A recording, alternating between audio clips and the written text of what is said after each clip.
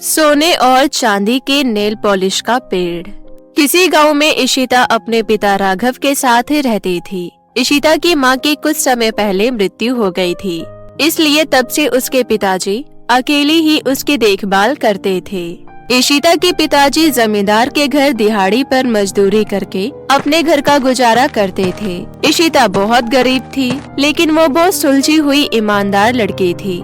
एक दिन इशिता अपने पिताजी से जाकर कहती है, पिताजी, गांव के सारे बच्चे स्कूल जाते हैं, लेकिन मैं नहीं जाती। आप मेरा भी एडमिशन स्कूल में करवा दो ना। मैं भी स्कूल में पढ़ना खेलना चाहती हूँ और मैं वहाँ दोस्त भी बनाऊंगी। नहीं बेटा, मुझे माफ कर दो। मेरे पास इतने पैसे नहीं हैं जो मैं तुम्हें स्कूल भेज सकूं। पिताजी, मैंने आपके अलमारी में कुछ पैसे देखे हैं, उतने में तो मेरे स्कूल में एडमिशन हो ही जाएगा।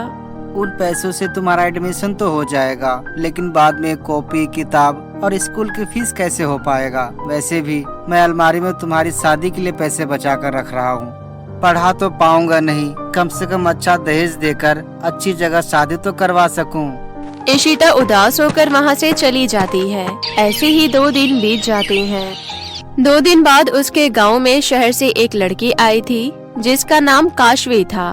काशवी अमीर होने के साथ साथ बहुत खूबसूरत भी थी, इसलिए उसमें बहुत घमंड था। इशिता काशवी को देखते ही उसके पास जाती है और बोलती है, क्या तुम हमारे गांव में नई आई हो? नाम क्या है तुम्हारा?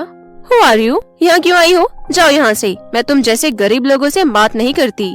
इशिता वहाँ से चली जाती है और इस दिन के बाद से कभी भी काशवी से बात करने की कोशिश नहीं करती है। काशवी हर रोज सारे गांव में अच्छे अच्छे कपड़े पहनकर घूमा करती थी और अपने दोस्तों पर बहुत पैसे उड़ाती थी। एक दिन इशिता की दोस्त एकांशी उसके पास आती है और बोलती है, अरे तुझे पता है क्या, शहर से एक लड़की आई है, बहुत अच्छे अच्छे कपड़े पहनकर गांव में घूमती है, अलग अलग तरह के मेकअप लगाती है और उसके पास कई रंग के नेल पॉलिश भी है।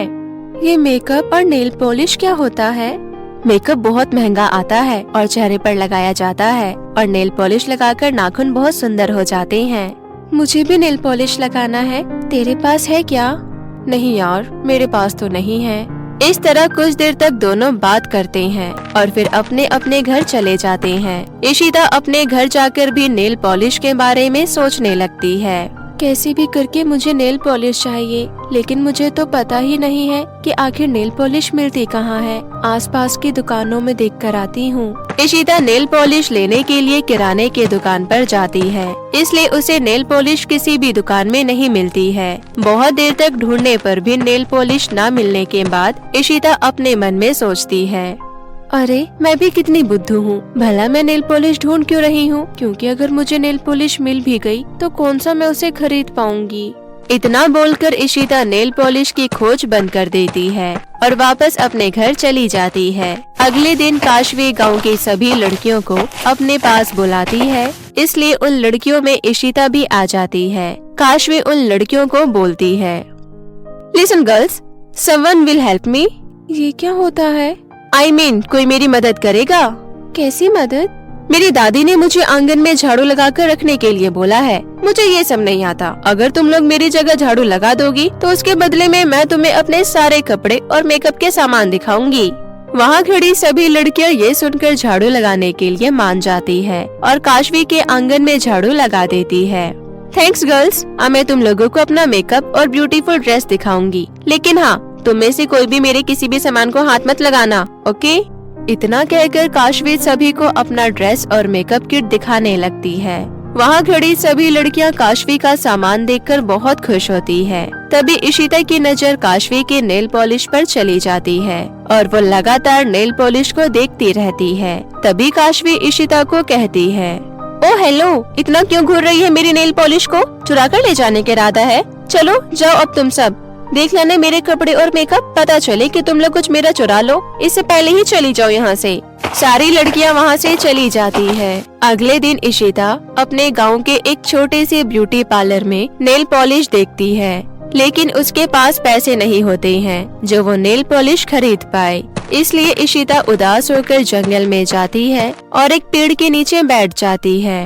मेरे पापा अमीर क्यों नहीं हैं? अगर उनके पास पैसे होते तो आज मैं भी काशवी की तरह सुंदर सुंदर कपड़े पहनती और नेल पॉलिश भी लगाती। मेरे पापा के पास तो मुझे स्कूल भेजने तक के पैसे नहीं हैं, फिर ये सब तो दूर की बात है। इतना बोलकर इशिता बहुत रोती है। तभी इशिता जिस पेड़ के नीचे बैठी होती है उस पेड़ से आवाज आती है। सुनो इशिता।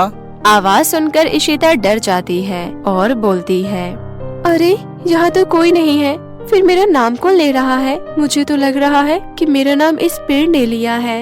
हाँ, तुम बिल्कुल सही कह रही हो। डरो मत, मैं तुम्हें कुछ नहीं करूँगा। मैं तुम्हें आज कुछ बताना चाहता हूँ। हाँ बोलिए।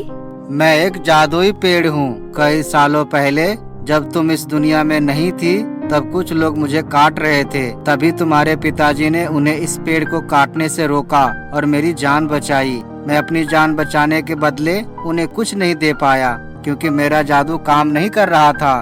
अरे वाह, मेरे पिताजी ने आपकी जान बचाई, ये तो बहुत अच्छी बात है।